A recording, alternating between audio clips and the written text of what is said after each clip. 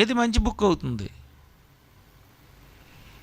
ఇంత గొప్ప గ్రంథాన్ని వాళ్ళు బోధించొద్దు అని అంటున్నారు వాళ్ళు. కానీ అపోస్తలులు ఏం చేశారండి? ప్రభుత్వం మాట వినవలను, ప్రభుత్వ అధికారులు చెప్పినట్టుగా మనం నడుచుకొనవలను, ఇవన్నీ వాళ్ళు పక్కన పడేశారు.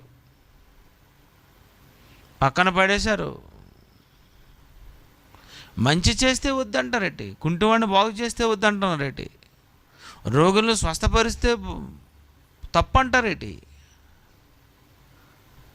మీరు సిలువ వేసినటువంటి యేసు ప్రభు మూడో దినాన్ని తిరిగి లేచాడంటే మీరేటి వద్దంటారేటి? అయితే మీరు వద్దంటే ఒక పని చేయండి, సమాధిలో ఉన్న యేసు ప్రభు శవాన్ని తీసుకురండి బయటికి. ఎన్ని రోజుల్లో నీ మట్టి అయిపోద్ది? ఎన్ని రోజుల్లో శవం ఈ మట్టిలో కలిసిపోద్ది? ఒకవేళ మీకు డౌట్ ఉందా, వెళ్ళి సమాధిలో తవ్వుకోండి, సమాధి చెక్ చేయండి. సమాధిలో యేసు ప్రభు వారు లేరు, అని శవం లేదు. మీ సైనికులేనా బంధించారు?